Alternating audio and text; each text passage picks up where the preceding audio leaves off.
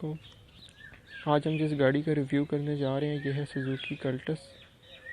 Suzuki Cultus की जो ये वाली शेप है जो आप सामने देख रहे हैं, ये 2000 से 2017 तक आई थी। 17 में इसकी शेप चेंज हो गई थी। इस शेप में काफ़ी वेरिएंट्स आए थे, जिनमें बेसिक VX था, बाकी VXR VXL थे, कुछ CNG वाले थे, कुछ CNG के बगैर वाले थे। जो इनमें top of the line VXL variant था, उसमें इनमें सारा कुछ सेम था, बस थोड़ा बहुत बेसिक डिफरेंस था कि VXL में पावर विंडोज़, पावर स्टीयरिंग आता था, बस इस तरह माइनर सा डिफरेंस था, बाकी बेसिक सब कुछ सेम था। अब इस वाली कल्टस के मॉडल में 2000 से 2007 तक जो गाड़ी आती थी वो प्री फेस अपलिफ्ट थी, और 2007 में इसका फेस अपलिफ्ट आया था, जिसमें फ़र्क ये था कि जो 2007 में इसका बैक लाइट्स जो थी वो मैं आपको दिखाऊंगा, वो क्रिस्टल कर दी गई थी। पहले नॉन क्रिस्टल लाइट्स आती थी, वो तो खैर आप जो 2000 से 2007 वाली जो है प्री फेस अपलिफ्ट, उसमें भी आप वो खुद लाइट्स लगवा सके इसको, मतलब लेटेस्ट मॉडल कर सकते हैं फेस अपलिफ्ट के बाद वाला।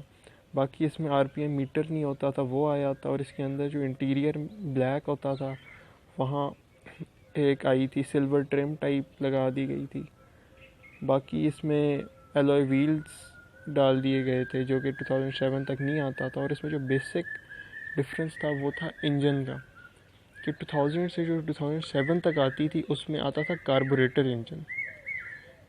उसमें यह था कि जो कार्बोरेटर इंजन था वो था 63 हॉर्स पावर प्रोड्यूस करता था, लेकिन वो आपने देखा होगा कुछ कल्टस जो होती हैं उसकी एक आप गियर फर्स्ट से सेकंड में शिफ्ट करो तो एक अजीब सी आवाज़ आती थी इंजन की ना, बड़ी श्रिल टाइप साउंड होती थी, वो कार्बोरेटर इंजन की होती थी, तो उसकी आवाज़ भी बड़ी ख़राब थी और उसकी फ्यूल एवरेज भी बहुत फजूल थी। उसके साथ जो बाद में EFI इंजन आया था, जो 2007 ऑनवर्ड्स EFI इंजन आया था, वो 60 हॉर्स पावर प्रोड्यूस कर रहा था, लेकिन उसकी पिक भी काफ़ी अच्छी कर दी गई थी और साउंड भी काफ़ी अच्छी थी, मतलब ऐसे कम आवाज़ थी उसकी। कार्बोरेटर इंजन भी 3 सिलेंडर्स था, जो EFI था वो 4 सिलेंडर्स था, तो उसमें इक्वल बैलेंस हो जाता था जो इंजन पावर आती थी 4 सिलेंडर के ज़रिए। जो 4 सिलेंडर गाड़ियों वैसे ज़्यादा प्रेफर की जाती हैं 3 सिलेंडर से, खैर वो और बात है। लेकिन इस वाली गाड़ी पे फिर 2007 में जो सामने आप क्रोम ग्रिल देख सकते हैं ये भी आ गई थी। जो आप सामने गाड़ी देख सकते हैं ये फेस अपलिफ्ट हुई हुई गाड़ी, मतलब 2007 से ऑनवर्ड वाली गाड़ी है। चलिए इसका रिव्यू स्टार्ट करते हैं।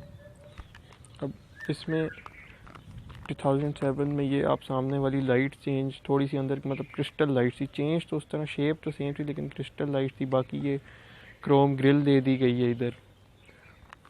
अब अगर इसके साइड में आए तो क्योंकि ये VXR वेरिएंट है तो इसमें साइड मिरर्स जो हैं वो कलर्ड नहीं आते, वरना जो VXL थे उनमें कलर्ड मिरर्स आते थे 2007 के बाद वाले। 2007 में सारी गाड़ियों में कलर्ड मिरर्स नहीं आते थे, वो आप वैसे लगवा सकते थे। अब साइड से इस गाड़ी की 2000 से 2017 तक सारा सेम रहा है, सारी इसकी बॉडी बिल्कुल सेम रही है, कोई ख़ास सिवाय इधर एक थोड़ा बहुत फ़र्क कर दिया गया था इस ग्रिल का, बाकी तो सब बिल्कुल सेम है। अगर इसके बैक पे आए तो ये आप देख सकते हैं, ये जो इसकी ये लाइट्स हैं क्रिस्टल लाइट्स, इससे पहले जो आती थी वो क्रिस्टल लाइट्स नहीं थी। बहरहाल ये आप करवा सकते हैं गाड़ी को, गाड़ी में क्रिस्टल लाइट। अगर हम इसके बूट की तरफ आएँ तो इस पर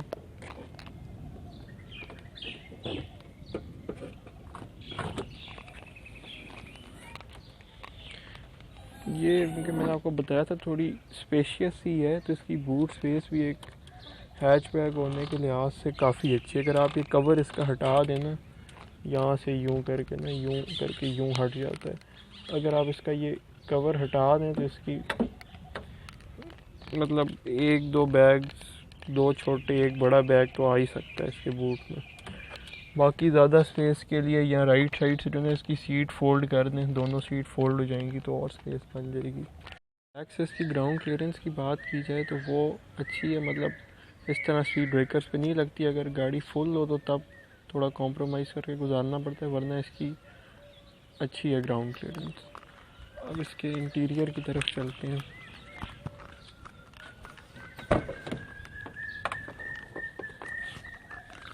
इस गाड़ी की जो एक बुरी बात है कि इसके इंटीरियर में हर जगह जो है ना प्लास्टिक का यूज़ बहुत ज़्यादा है। अब अगर मैं आपको इसमें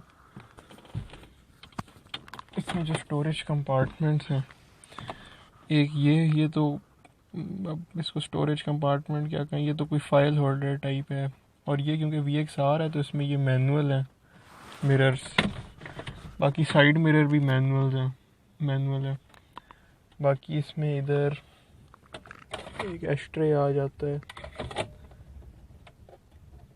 बाकी ये कप होल्डर, ये भी बहुत ही, इसकी क्वालिटी तो बहुत ही ख़राब है इस कप होल्डर की। बाकी इधर फ़ोन होल्डर टाइप आ जाता है, ये डैशबोर्ड इसका।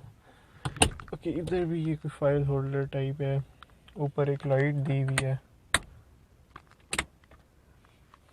बाकी सीटिंग कंफर्ट इसकी सही है, इतनी बुरी नहीं है। और इसका अंदर से रूम स्पेस काफ़ी, अगर आप इसका लेग रूम भी देखें ना तो इसका लेग रूम भी काफ़ी अच्छा है। और अगर मैं आपको इसको स्टार्ट करके इसका स्पीडोमीटर दिखाऊं,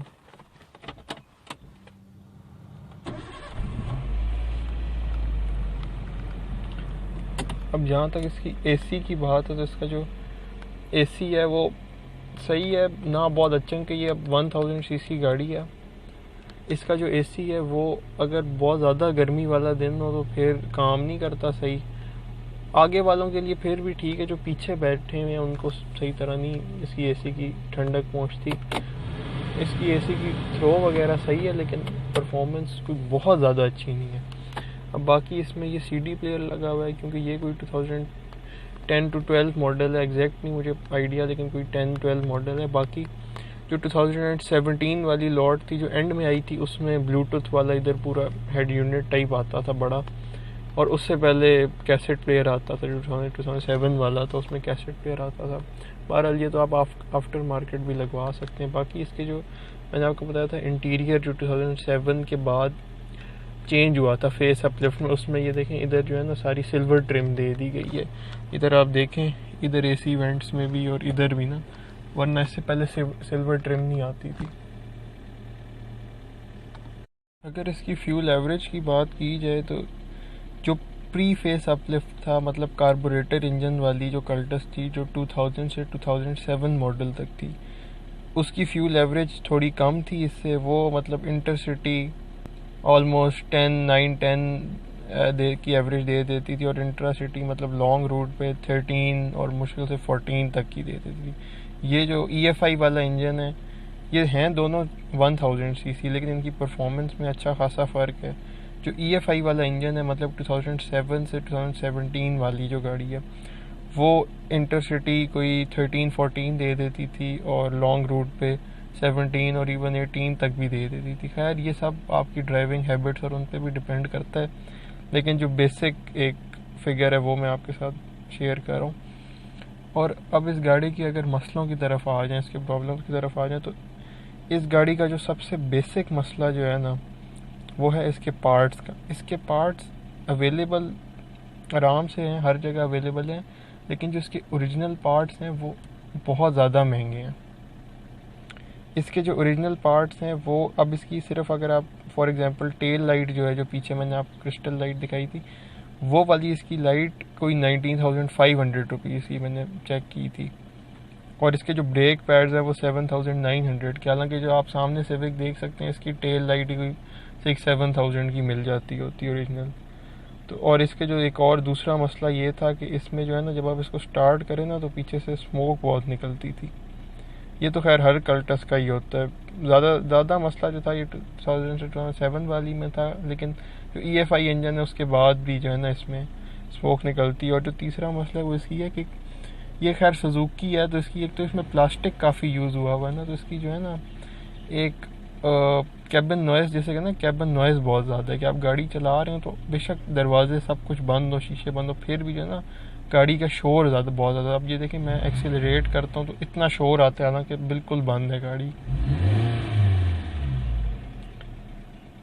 अब मैं जो आप लोगों को सजेस्ट करूँगा कि अगर आप लोगों के पास 5 लाख 6 लाख का बजट है, फिर तो आप जो पुरानी वाली कल्टस है वही लें। लेकिन अगर आपके पास ज़्यादा, क्योंकि ये इसका जो बजट है ना, जैसे जो EF5 वाली है ये 9 लाख 10 लाख और इवन 12-13 लाख की भी होती हैं।